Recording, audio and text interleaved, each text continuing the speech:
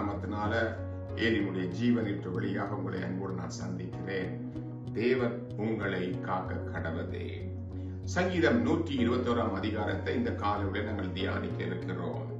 வேதத்திலே பலரை தேவன் அழிவிலிருந்து பாதுகாத்தவர். இயேசு கிறிஸ்துவர் ரத்தத்தினால் மீட்கப்பட்டவர்களை அவர் காக்கிறார். கடைசி முடிவு பரியந்தம் வரை நான் உங்களோட கூட இருப்பேன். எங்களுக்கு கடைசியாக கூட வாக்குத்தத்தம் கொடுத்த தேவனாக இருக்கிறார். அப்ப எப்படிப்பட்டவர்களை தேவன் இந்த கால வேளையில பாதுகாக்கிறான்னு பார்க்கும்போது அதே சங்கீதம் 121 அதிகாரத்திலிருந்து சில காரியங்களை நான் உங்கள் மத்தியில வைக்க வாஞ்சிக்கிறேன். கர்த்தர் உனது வலது பக்கத்தில் இருந்து உன்னை காக்கிறவர். அவர் எப்போதும் உன்னோட கூட இருந்து உன்னை பாதுகாக்கிற தேவன். உன்னை காக்கிற தேவன் அது தூங்குவதும் இல்லை உறங்குவதும் இல்லை என்று போட்டிருக்கேன். சங்கீதம் 127 சங்கீதத்தின்படி அவர் வீட்டை காக்கிறவர், நகரத்தை காக்கிறவர்.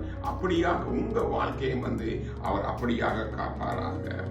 சங்கீதம் 21 அதிகாரம் 7 வசனம் சொல்லுது ஆத்துமாவை அவர் காக்கிறவர். அழிவிற்கு போக வேண்டிய ஆத்துமாக்களை அவர் ஜீவனை கொடுத்து காக்கிறவர். மரணத்தை சந்திக்க வேண்டிய நாம் அந்த மரணத்துக்கு பதிலாக ஜீவனை கொடுத்து நம்மை சிலுவையிலே எங்களை இயேசு கிறிஸ்து அழகாக அவர் மீட்டுக் கொண்டவர். அதனால என்னுடைய ஆத்துமாவை அவர் காக்கிறவர்.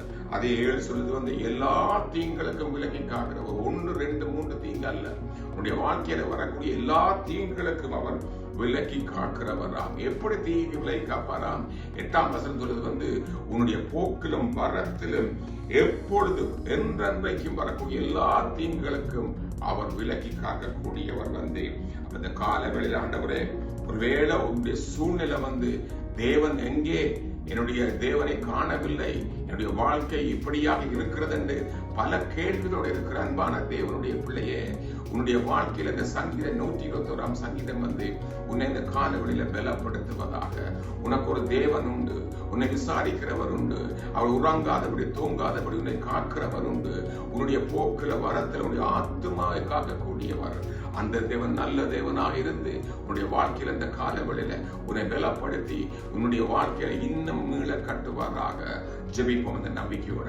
கிருபையாகி கொடுத்த இந்த கால விலைக்கு நன்றியப்பா. அந்த கால விலையில கூட என் கர்த்தர் எங்களை காக்கிற தேவனாய் இருப்பதனால் எங்கள் வலது பக்கத்துல இருந்த ஆண்டவரே, எங்கள் நிழலாக இருந்து எந்த காரியங்கள் சேதப்படுத்தாதபடி நாங்கள் போக்கிலும் வரத்திலும் போய் வரும்போதெல்லாம் எங்களை கண்காணித்து கவனிக்கிற ஒரு நல்ல தகப்பன் உண்டு.